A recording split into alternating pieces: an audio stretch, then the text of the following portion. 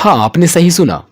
झारखंड के 500 से अधिक पारा शिक्षकों को अब जेल जाना पड़ेगा क्योंकि उनके ऊपर एफआईआर यानी फर्स्ट इंफॉर्मेशन रिपोर्ट कर दी गई है। और वो रिपोर्ट एफआईआर करने वाला कोई एक व्यक्ति नहीं, वो शिक्षा विभाग है। अब आपको बताऊंगा कि इसके पीछे का मामला क्या है, इसका पर्दाफाश करेंगे। क्या ये सही है, क्या ये गलत है, क्या शिक्षक निर्दोष हैं या सच में गुनहगार हैं, इन सभी पर हम लोग बात करेंगे। दोस्तों, मैं हूं अजहर, आपके अपने YouTube channel A1 study centre में तहे दिल से स्वागत करता हूं। दोस्तों, सबसे पहले मैं आपको एक न्यूज़ दिखाऊंगा 2018 का, और ये आप जैसा स्क्रीन पर देख पा रहे होंगे, ये पत्रिका जो आपका न्यूज पेपर है यानी पत्रिका का जो ऑफिशियल वेबसाइट है, वहाँ पर देखिएगा ये पब्लिश किया गया था नवंबर 16, 2018 8:57 PM यानी लगभग 9 बजे रात। और ये प्रतीक सैनी के द्वारा ये न्यूज डाला गया था। दोस्तों, यहाँ पर आप देखेंगे न्यूज़ में कि सीएम को काले झंडे दिखाने का मामला आया था और उसमें से 280 पारा शिक्षकों को जेल भेजा गया था। आज भी वही किया जा रहा है, शिक्षकों को जेल भेजा जा रहा है। लेकिन उस समय का क्या मामला था और अब का क्या मामला, हम लोग दोनों को कोरिलेट करके देखेंगे। जरा देखिएगा, स्कूल शिक्षा एवं साक्षरता विभाग पारा शिक्षकों की 15 नवंबर के दिन यानी जब झारखंड की स्थापना दिवस थी, उसमें उपस्थिति मंगाकर उन पर सभी पर कार्रवाई करने की तैयारी कर रहा है। उस समय की बात कर रहा हूं, अभी का नहीं, उस समय की बात है ये। देखिएगा, झारखंड स्थापना दिवस पर रांची के मोराबादी मैदान के राज्य के पारा शिक्षकों के उग्र प्रदर्शन और मुख्यमंत्री को काला झंडा दिखाने के मामले में रांची पुलिस ने 280 पारा शिक्षकों को शुक्रवार शाम होटवार स्थित बिरसा कारावास जेल भेज दिया। इनमें 16 महिलाएं पारा शिक्षिकाएं भी हैं। यह मामला क्या था कि पुलिस ने पारा शिक्षकों पर भादवी की धारा 144, 341, 342, 323, 307, 357 इतनी सारी धाराएं उस पर लागू की और उनको जेल भेजा गया। दूसरी ओर स्कूल और शिक्षा साक्षरता विभाग ने पारा शिक्षकों की 15 नवंबर के दिन की उपस्थिति मंगाकर उन सभी पर कार्रवाई करने की तैयारी कर रहा है। उस समय की बात कर रहा हूं। इसके पीछे क्या मामला था? इसके पीछे का मामला ये था, आपको मैं बता दूं कि सभी ने 15 नवंबर को उपस्थिति में उन्होंने क्या किया था कि उन लोगों ने एक ज्ञापन सौंपा था और उसमें उन्होंने क्या कहा था, सुनिएगा जरा। गौरतलब है कि स्कूल साक्षरता विभाग के सचिव AP सिंह ने कहा कि विभाग 12 नवंबर को नोटिस जारी कर दिया था कि स्थापना दिवस के दिन जो भी शिक्षक स्कूल में अनुपस्थित रहेंगे उन पर विभागीय कार्रवाई करते हुए उनकी सेवा समाप्त कर दी जाएगी। और इनका उल्लंघन टीचरों ने किया था। उन्होंने क्या किया था कि मोराबादी में आंदोलन किया, काले झंडे दिखाए और उनकी अनुपस्थिति के आधार पर उन पर कानूनी कार्रवाई की जा रही थी। उनको जेल भेजा गया। आज का क्या मामला है? आज का मामला अगर आप न्यूज़ एरोमा के देखें, ये आपका क्षेत्रीय एक न्यूज़पेपर है। इसमें अगर बात करूं सर के झारखंड के 500 पारा शिक्षकों पर दर्ज हुई FIR, इन्होंने क्या कहा है देख लीजिएगा। झारखंड में फर्जी सर्टिफिकेट के जरिए लंबे समय से काम कर रहे करीब 500 पारा शिक्षकों पर शिक्षा विभाग ने प्राथमिकी दर्ज करा दिया है और मानदेय वसूले का आदेश भी दिया है।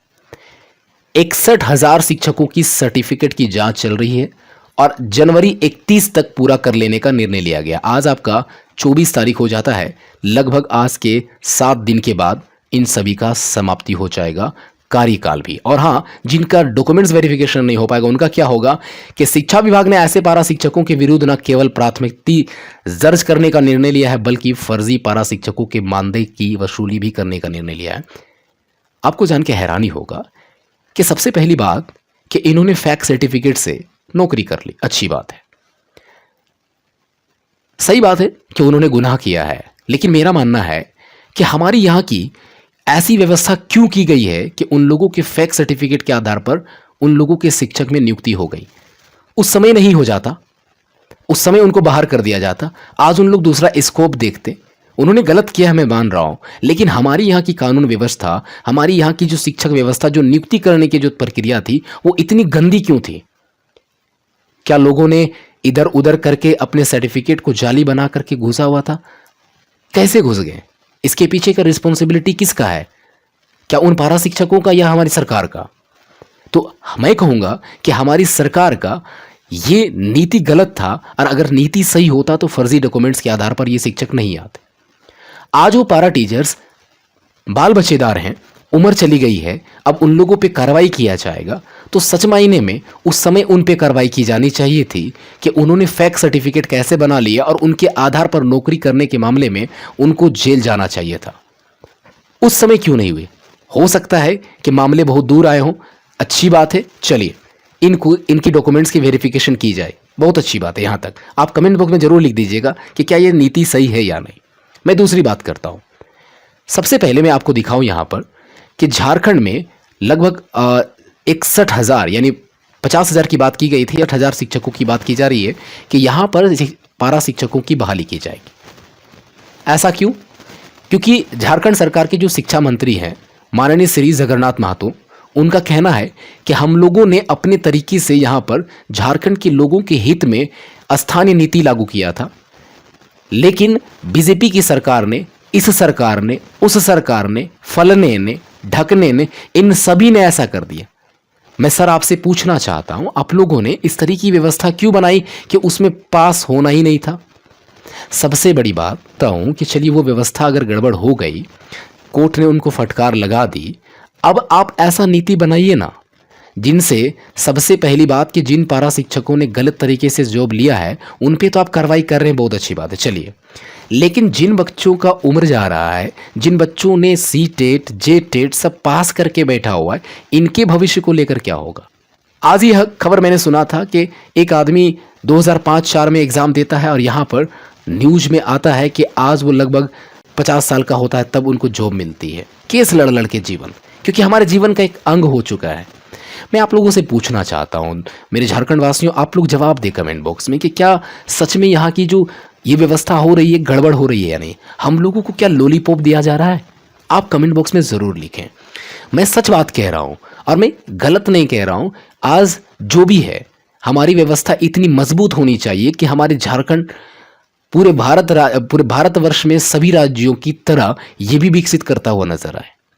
यहाँ पर हमारे झारखंड में किसी चीज़ की कमी नहीं है, लेकिन बस कमी है एक अच्छी कानून व्यवस्था की, एक अच्छी प्रशासनिक व्यवस्था की। क्या कारण था?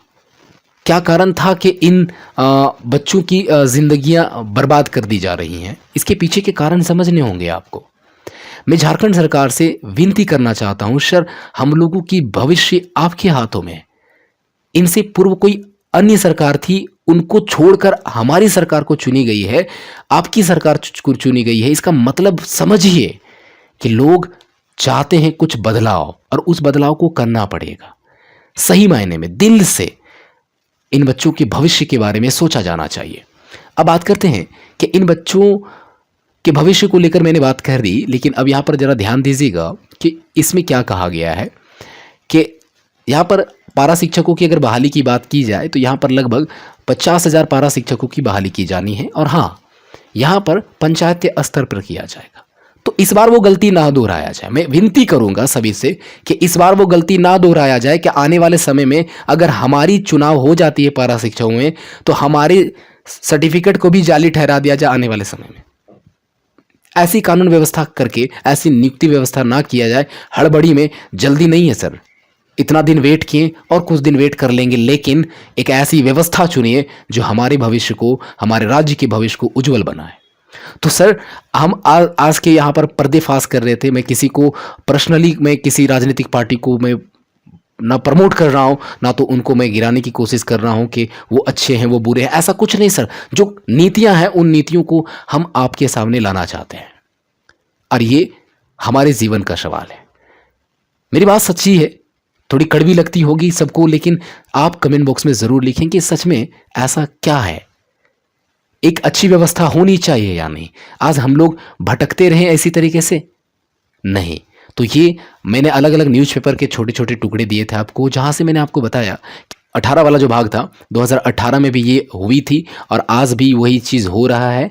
लेकिन उसमें और इसमें क्या अंतर होना है, दोनों चीज़ को सरकार देखे और सरकार कोशिश करे। मैं विनती करता हूँ सरकार से कि सर बच्चों के भविष्य के बारे में अवश्य सोचा जाए। 2018 में भी पारा शिक्षकों को जेल भेजा गया, अब भी भेजा जा रहा है। उस समय भी पारा शिक्षकों की बहाली हुई थी, अब भी पारा शिक्षकों की बहाली होने जा रही है। तो क्या उस नीति में और इस नीति में क्या अंतर होगा, इसका एक ब्यौरा होना चाहिए। आज के लिए इतना ही दोस्तों, धन्यवाद। जय हिंद, जोहार, अस्सलामु अलैकुम, सत श्री अकाल।